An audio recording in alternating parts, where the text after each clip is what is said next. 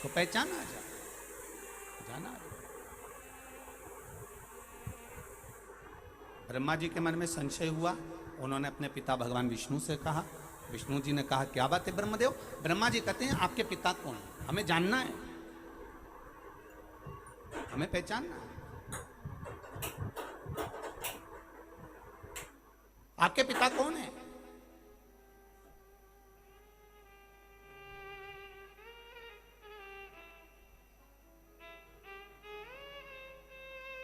राम जी के पिताजी, भगवान कृष्ण के पिताजी,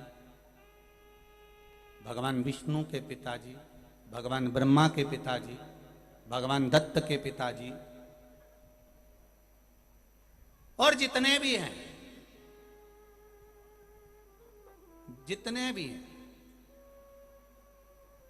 उनके भी पिताजी का नाम हमारे ग्रंथों में, हमारे पुराणों में, हमारे शास्त्रों में है।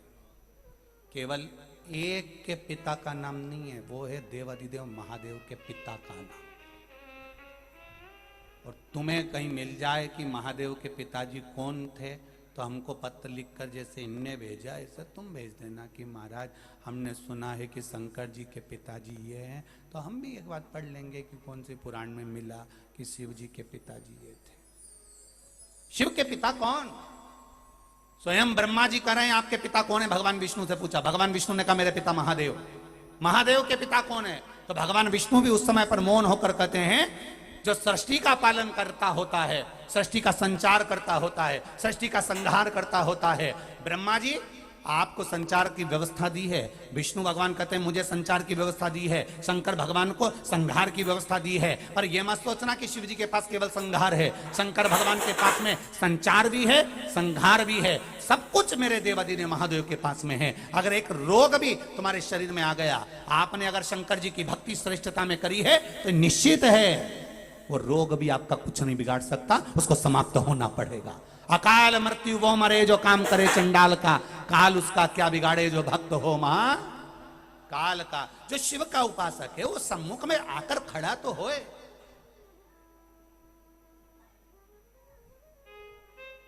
पूर्व के जितने युद्ध हुए, पूर्व में जितने युद्ध करे जाते थे, चाहे राम जी के समय पर युद्ध हुए हों, चाहे भगवान कृष्ण के समय पर युद्ध हुए हों, चाहे भगवान विष्णु के समय पर युद्ध हुए हों, चाहे जितने युद्ध पूर्व समय में हुए हैं, एक एक युद्ध को उठाकर देखिए। जब जब सेना चलती थी तो एक आवाज लगाकर चलती थी, हार हार।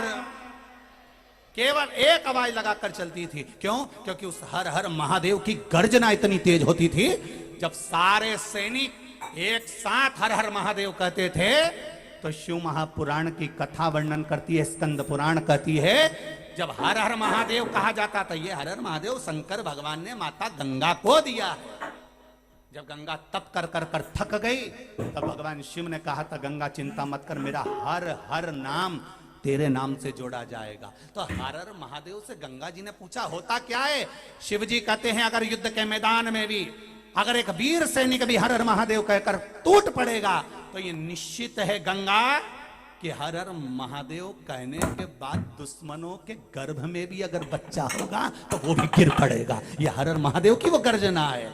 जब दुश्मनों के गर्भ का बच्चा भी हर हर महादेव से गिर सकता है, तो तुम्हारे भीतर जो पाप, काम, लोभ, आसक्ति, वासना, तृष्णा जो भरी हुई है, वो क्या समाप्त नहीं हो सकती? जो रोग अंदर समाते जा रहा है, किसी का किडनी गड़बड़ हो गया, किसी का लीवर गड़बड़ हो गया, किसी को कैंसर हो गया, किसी का शुगर हो गया, किसी का बीपी हो गया, ये आया कहां से? ये बीपी शुगर कहां था?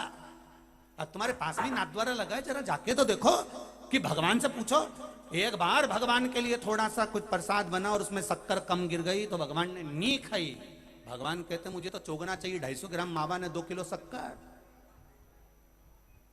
नाथ द्वारा वाला मेरा श्री जी बाबा कहे मैं तो चोगना मीठा खाता हूं और तुम मुझे फीका दे रहे हो, मुझे चोगना मीठा चाहिए। तो तुम तो मंदसौर के निवासी हो, इधर सांवरिया सेठ, नाथ द्वारा, चार भुजा जी, सब तुम्हारे पास में जितना देवता आजू बाजू बैठा है सब खाया पिया। सारी दुनिया के शिवलिंग देख लो और मंदसौर का शिवलिंग देख लो। भगवान मंदसौर का पशुपति नाथ भी कह रहा है अच्छे जाड़े तगड़े रहे हो, जोरदार रहे हो, उसमें क्या दिक्कत है? टेंशन लेकर मत जियो। महादेव भी कह रहा है कि देखो मैं टेंशन में नहीं बैठा, बड़ी मस्ती में बैठा हूँ।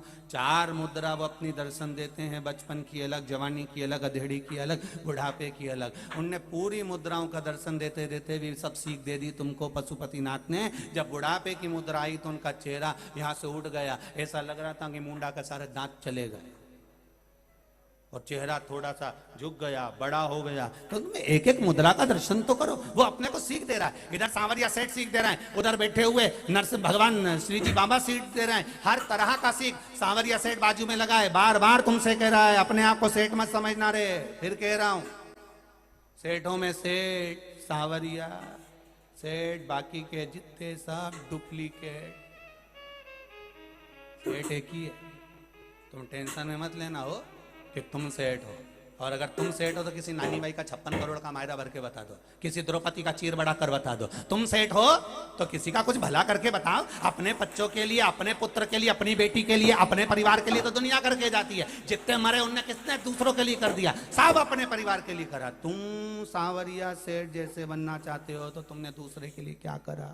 इतनी बड़ी कथा चल रही है, किस किस ने पोया समोसा बंटवाया, किस किस ने खिचड़ी का प्रसाद बंटवाया, किस किस ने पानी पिलवाया।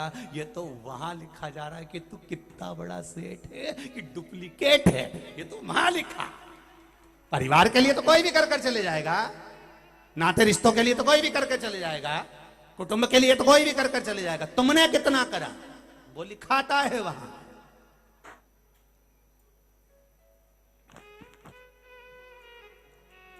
दो कदम चलना है तो भी विचार करना है।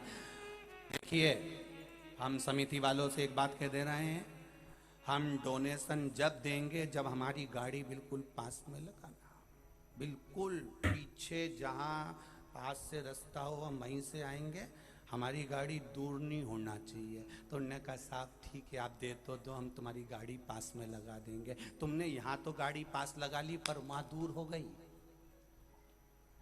वहां दूर। भगवान से कहा अंत समय में, प्रभु मैंने तो गाड़ी पास लगाई थी। भगवान बोले गाड़ी लगाने से क्या होता है? कथा में दिल कितना लगाया, कथा में दिल कितना लगाया। गाड़ी लगाने से कुछ नहीं होता, दिल लगाना पड़ता है, चित्त लगाना पड़ता है, वृत्ति लगाना पड़ती है, मन लगाना पड़ता है। आ तो गए, बहुत लोग आए, ढेर पड़े वहां तक, पीछे तक। तुम अंदाजा लगा कर देखो कि जो टेंट लगाया था वो भी भरा पड़ा, उसके पीछे गाड़ियां खड़ी हैं, टैंकर खड़े, और जो फायर ब्रिगेड खड़ी है, एम्बुलेंस खड़ी है, उस पर लोग चढ़ चढ़ के बैठे। उसमें क्या दिक्कत है? आने का तो दुनिया आ जाती है, पर दिल कितना लगाया रे। इसीलिए तो भगवान भी पूछेगा तेरा क्या होगा रे कालिया, होगा क्या? मन कितना लगाया, चित्त कितना लगाया, वृत्ति कितनी लगाई। बैठे थे भगवान, हम तो कथा में जाके बैठे थे। भगवान बोले तुम कथा में बैठे थे तो मैं बैकुंठ में बैठा था, तो तुम हमारे लिए नहीं आओगे? भगवान के दिल लगाने वाली बात है। अगर दिल लग जाता है तो एक छोरा छोरी के मोबाइल का भी खर्चा उठा लेता है, दिल लगाने वाली बात है। एक छोरी और छोरे का दिल लग जाए ना, तो छोरी बस इतना कह दे मेरे पास बैलेंस नहीं था इसलिए मैंने मैसेज नहीं करा। मुझसे तो बोल, अभी डलो। 500 का एक ही बाहर में डला दिया, ले। और फिर बोली मारा तो मोबाइल खो गया। अरे तुम्हारे साथ चल, ने उन्हें भुड़ भुड़ करी। खुद के पास में तो 15,000 का उसे दिलाया 30,000 का। जरा सा दिल लगा और तुम्हारा खर्चा पूरा वो छोरा उठाया। तो जरा सा दिल मेरे महादेव से लगा लो, तुम्हारी जिंदगी का खर्चा भी वही उठाए।